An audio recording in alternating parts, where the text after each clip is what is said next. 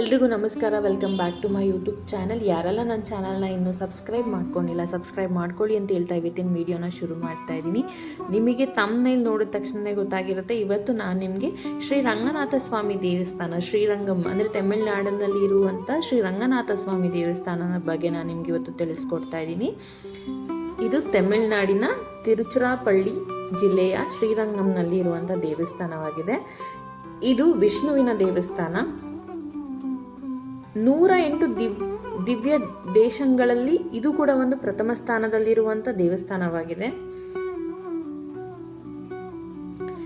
ಇನ್ನೊಂದು ವಿಶೇಷತೆ ಏನಂದ್ರೆ, ಇದು ಕಾವೇರಿ ನದಿ ನಡುವೆ ಇರುವ ದ್ವೀಪದ ಮೇಲಿರೋದು ಇದರ ವಿಶೇಷತೆ. ದಕ್ಷಿಣ ಭಾರತದಲ್ಲಿ ಅತಿ ದೊಡ್ಡ ದೇವಾಲಯ ಅಂತ ಕೂಡ ಇದು ಪ್ರಸಿದ್ಧವಾಗಿದೆ. ಮತ್ತೆ ಇದು ಸರಿಸುಮಾರು 156 ಎಕರೆ ಪ್ರದೇಶದಲ್ಲಿ ವಿಸ್ತೀರ್ಣವಾಗಿದೆ. ಈ ದೇವಸ್ಥಾನದಲ್ಲಿರುವ ರಾಜಗೋಪುರ ಅಂದ್ರೆ ಮುಖ್ಯ ಗೋಪುರ ಬಂದು 236 ಅಡಿ ಎತ್ತರದನ್ನ ಹೊಂದಿದೆ. ಭಾರತದ ಅತಿ ಎತ್ತರದ ಗೋಪುರವಾಗಿದೆ ಅದು. ಅಂದ್ರೆ 236 ಅಡಿ ಗೋಪುರ ಇರೋದು ಇಲ್ಲೇನೆ. ಅದು ಭಾರತದ ಅತಿ ಎತ್ತರವಾದ ಗೋಪುರವಾಗಿದೆ. ದೇವಾಲಯವು 7 ವಲಯಗಳಲ್ಲಿ ವಿಸ್ತೀರ್ಣವಾಗಿದೆ. 21 ಗೋಪುರಗಳಿವೆ. ನೀವು ಹೋದಾಗ ಅಬ್ಸರ್ವ್ ಮಾಡಿ, ಇಲ್ಲಿ 21 ಗೋಪುರಗಳಿವೆ. ನೀವು ಅದನ್ನ ನೋಡ್ಬೋದು. ನೀವು ಅದರಲ್ಲಿ ತುಂಬಾ ಚೆನ್ನಾಗಿ ಶಿಲ್ಪಕಲೆ ಇದೆ, ಅದನ್ನ ಕೂಡ ನೀವು ಅಬ್ಸರ್ವ್ ಮಾಡ್ಬೋದು. ಇಲ್ಲಿ ಹೋದಾಗ ನೀವು ಅದನ್ನು ಖಂಡಿತವಾಗ್ಲೂ ಗಮನಿಸಬಹುದು. ಶ್ರೀರಂಗಂ ಮೊದಲನೆಯ ರಂಗಕ್ಷೇತ್ರವಾಗಿದೆ. ಈ ದೇವಾಲಯನ ಆಳ್ವಾರ್ ಸಂತರು ಅವರ ಭಕ್ತಿಗೀತೆಗಳಲ್ಲಿ ತುಂಬಾ ಚೆನ್ನಾಗಿ ವರ್ಣಿಸಿದ್ದಾರೆ. ಅದನ್ನು ಕೂಡ ನೀವು ಕೇಳಿಸ್ಕೊಳ್ಬಹುದು. ಮತ್ತೆ ಇಲ್ಲಿ ಎಷ್ಟೊಂದು ಪ್ರಮುಖ ಉತ್ಸವಗಳು ಕೂಡ ನಡೆಯುತ್ತೆ. ವೈಕುಂಠ ಏಕಾದಶಿ ಇಲ್ಲಿ ಅತ್ಯಂತ ದೊಡ್ಡ ಉತ್ಸವ ಆಗಿ ನೆರವೇರುತ್ತೆ. ಹಾಗೆ ಪಂಗುಣಿ ಉತ್ಸವ ಕೂಡ ಇಲ್ಲಿ ನಡೆಯುತ್ತೆ. ಪಂಗುಣಿ ಉತ್ಸವ, ಈ ಉತ್ಸವ ರಂಗನಾಥ ಸ್ವಾಮಿ ದೇವರ ಮೆರವಣಿಗೆ ನಡೆಸ್ತಾರೆ ಅಲ್ಲಿ. ಅದು ಕೂಡ ಒಂದು ಒಳ್ಳೆ ಉತ್ಸವ ಅಂತಾನೆ ಹೇಳ್ಬೋದು. ಪಂಗುಣಿ ಉತ್ಸವ, ಹಾಗೆ ಬ್ರಹ್ಮೋತ್ಸವ. ವರ್ಷದಲ್ಲಿ ಇದು ತುಂಬಾ ಸರಿ ಆಗುತ್ತೆ. ಅಂದ್ರೆ ದಿವ್ಯ ಸೇವೆಗಳು, ದೇವರಿಗೆ ವಿಶೇಷ ಪೂಜೆಗಳು ಇಲ್ಲಿ ನಡೀತಾ ಬರುತ್ತೆ.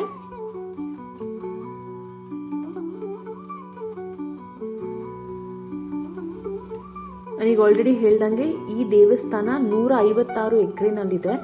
ಮತ್ತೆ ಇಲ್ಲಿರುವಂಥ ರಾಜಗೋಪುರ, ಮೇನ್ ಗೋಪುರ ಬಂದು 236 ಅಡಿ ಎತ್ತರದಲ್ಲಿದೆ.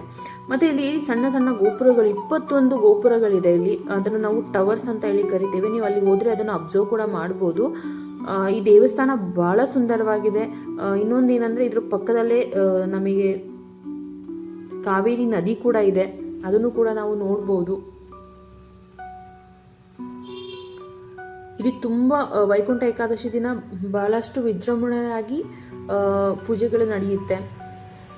ಯಾರೆಲ್ಲ ಈ ದೇವಸ್ಥಾನನ ಆಲ್ರೆಡಿ ನೋಡಿದ್ದೀರಾ, ಯಾರಿಗೆಲ್ಲ ಈ ದೇವಸ್ಥಾನ ಇಷ್ಟ ನನಗೆ ಕಮೆಂಟ್ ಸೆಕ್ಷನಲ್ಲಿ ತಿಳಿಸಿ.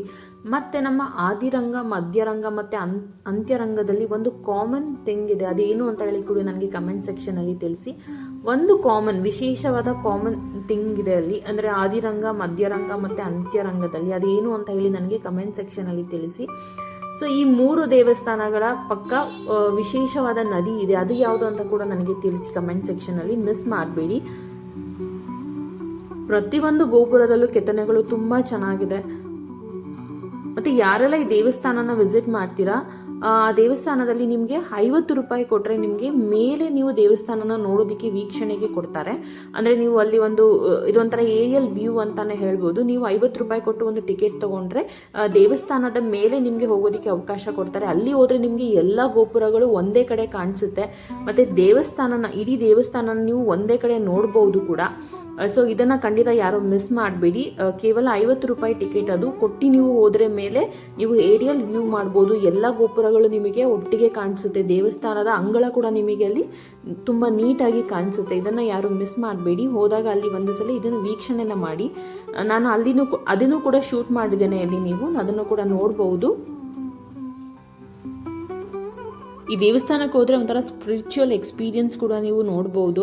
ತುಂಬ ಚೆನ್ನಾಗಿದೆ. ಇದರಲ್ಲಿ ಆರ್ಕಿಟೆಕ್ಚರ್ ಆಗಿರ್ಬೋದು ಮತ್ತು ಕಲ್ಚರ್ ಹೆರಿಟೇಜ್ ಆಗಿರ್ಬೋದು ಎಷ್ಟು ಚೆನ್ನಾಗಿದೆ ಅಂದರೆ ಅದನ್ನು ವರ್ಣನೆ ಮಾಡೋದಕ್ಕೆ ಆಗಲ್ಲ, ಅಷ್ಟು ಚೆನ್ನಾಗಿದೆ ಈ ದೇವಸ್ಥಾನ. ಭಾಳ ಸುಂದರವಾಗಿದೆ. ಸೊ ಯಾರೆಲ್ಲ ಈಗ ಆಲ್ರೆಡಿ ವಿಸಿಟ್ ಮಾಡಿದ್ದೀರಾ ಅವ್ರು ನಮಗೆ ಹೇಳಿ ನಿಮಗೆ ಎಕ್ಸ್ಪೀರಿಯನ್ಸ್ ಹೇಗಿತ್ತಂತ.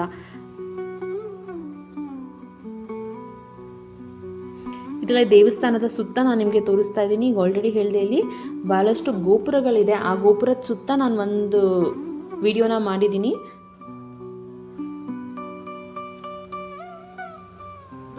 21 ಗೋಪುರಗಳಿದೆ, ಅಂದರೆ ಅದನ್ನು ಟವರ್ಸ್ ಅಂತ ಹೇಳಿ ಕರಿತೇವೆ. ಅದ್ರ ಸುತ್ತ ಕೂಡ ನಾನೊಂದು ವ್ಯೂನ ಮಾಡಿದ್ದೀನಿ, ಅಂದರೆ ಅದ್ರ ಸುತ್ತ ಕೂಡ ನಾನು ಈ ವಿಡಿಯೋನ ನಿಮಗೆ ಹಂಚ್ಕೊಂಡಿದ್ದೇನೆ.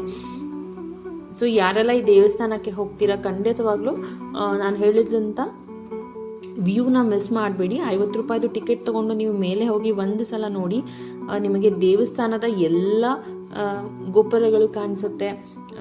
ದೇವಸ್ಥಾನ ತುಂಬ ಕ್ಲಿಯರ್ ಆಗಿ ಕಾಣಿಸುತ್ತೆ ನಿಮಗೆ ಮೇಲ್ಗಡೆಯಿಂದ. ಸೊ ಆ ವ್ಯೂನ ಯಾರು ಖಂಡಿತ ಮಿಸ್ ಮಾಡಬೇಡಿ.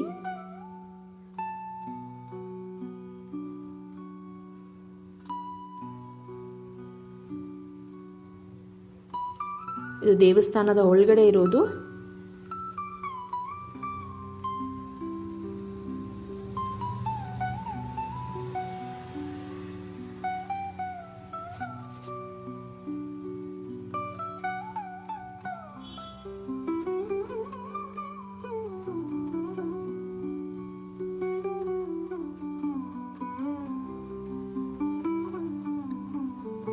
ನೋಡಿ, ಅಲ್ಲಿ ಆನೆ ಕೂಡ ಇದೆ.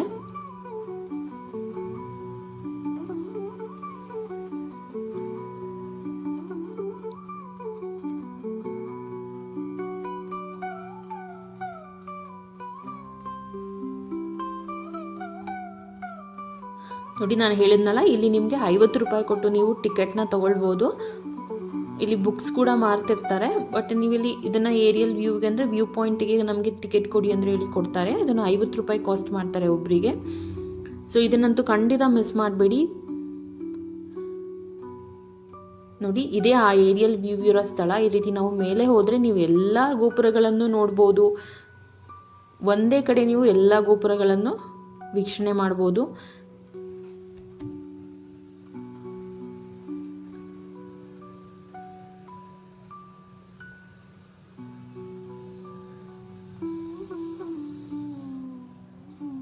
ಇಲ್ಲಿಂದ ನೀವು ಎಲ್ಲ ಗೋಪುರಗಳು, ದೇವಸ್ಥಾನದ ಒಳಗಡೆ ಇರುವಂಥ ವ್ಯೂವನ್ನು ನೀವು ಕೂಡ ನೋಡ್ಬೋದು. ಅಷ್ಟು ಸುಂದರವಾಗಿದೆ.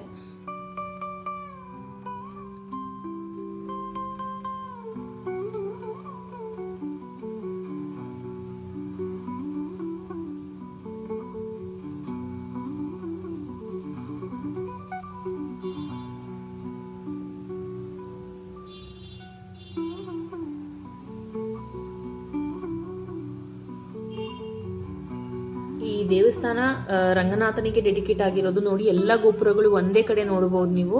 ಅಷ್ಟು ಸುಂದರವಾಗಿರುವಂಥ ವ್ಯೂ ಪಾಯಿಂಟ್ ಅಂತಾನೆ ಹೇಳ್ಬೋದು. ಖಂಡಿತವಾಗಿ ಯಾರೆಲ್ಲ ಹೋಗ್ತೀರಾ ಇದನ್ನು ಮಿಸ್ ಮಾಡಲೇಬೇಡಿ. ನೀವು ಒಂದು ಕಡೆ ಎಲ್ಲ ಗೋಪುರಗಳನ್ನು ನೋಡ್ಬೋದು.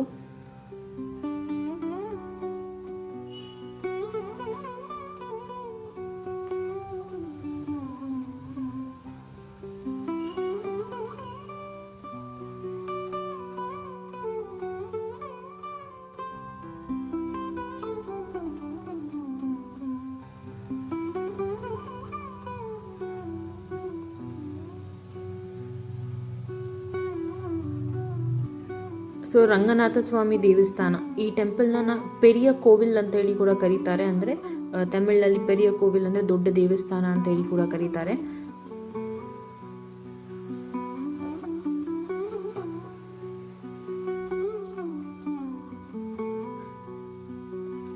ಇದು ತಿರುಚಿರಾಪಲ್ಲಿನಲ್ಲಿ ಇದೆ. ಇದು ಚೆನ್ನೈಯಿಂದ 325 ಕಿಲೋಮೀಟರ್ ದೂರದಲ್ಲಿದೆ. ಇದಕ್ಕೆ ನಿಮಗೆ ಟ್ರೈನ್ ಫೆಸಿಲಿಟೀಸ್ ಕೂಡ ಇದೆ, ಬಸ್ ಸರ್ವಿಸಸ್ ಕೂಡ ಇದೆ. ಈವನ್ ತಿರುಚನಾಪಲ್ಲಿ ಇಂಟರ್ನ್ಯಾಷನಲ್ ಏರ್ಪೋರ್ಟ್ ಕೂಡ ಇದೆ ನೀವು ಹೋಗ್ಬೇಕಂತಂದ್ರೆ. ಅದಕ್ಕೆ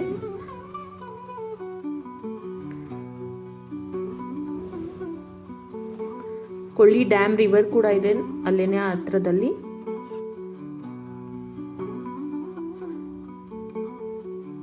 ನೋಡಿ, ಎಲ್ಲ ಗೋಪುರಗಳನ್ನು ನೀವು ಒಂದೇ ಕಡೆ ನೋಡ್ಬೋದು.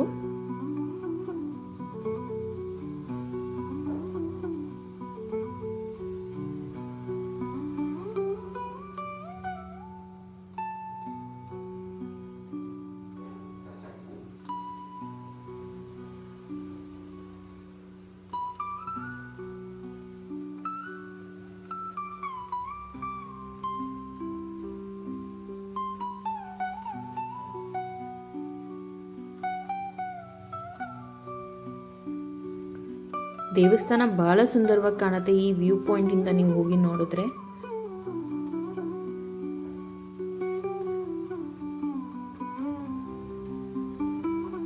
ಇಲ್ಲಿ ಮೂಲ ದೇವರು ಬಂದು ರಂಗನಾಥ ಸ್ವಾಮಿ ದೇವಸ್ಥಾನ.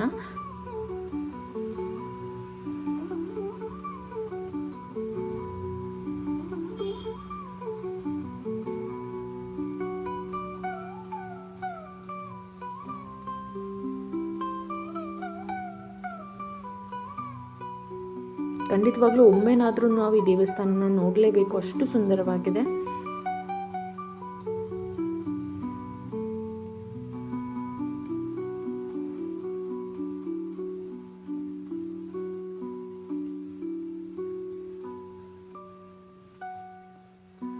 ಸೊ ಯಾರಿಗೆಲ್ಲ ಈ ದೇವಸ್ಥಾನ ಇಷ್ಟ ಆಯಿತು, ಯಾರಿಗೆಲ್ಲ ಈ ವಿಡಿಯೋ ಇಷ್ಟ ಆಯಿತು, ಲೈಕ್, ಶೇರ್, ಕಮೆಂಟ್ ಮಾಡೋದನ್ನು, ಹಾಗೆ ನನ್ನ ಚಾನಲ್ನ ಸಬ್ಸ್ಕ್ರೈಬ್ ಮಾಡೋದನ್ನು ಮರಿಬೇಡಿ. ನೀವು ಸಬ್ಸ್ಕ್ರೈಬ್ ಮಾಡೋದ್ರಿಂದ ನಮಗೆ ಮತ್ತಷ್ಟು ಜಾಗಗಳನ್ನು ನಿಮಗೆ ತೋರಿಸೋದಕ್ಕೆ ಇಂಟ್ರೆಸ್ಟ್ ಬರುತ್ತೆ, ಮತ್ತು ಮತ್ತಷ್ಟು ವೀಡಿಯೋಸ್ಗಳನ್ನ ನಾನು ನಿಮಗೆ ಅಪ್ಲೋಡ್ ಮಾಡ್ತೀನಿ. ಸಪೋರ್ಟ್ ಮಾಡಿ, ಸಬ್ಸ್ಕ್ರೈಬ್ ಮಾಡಿ.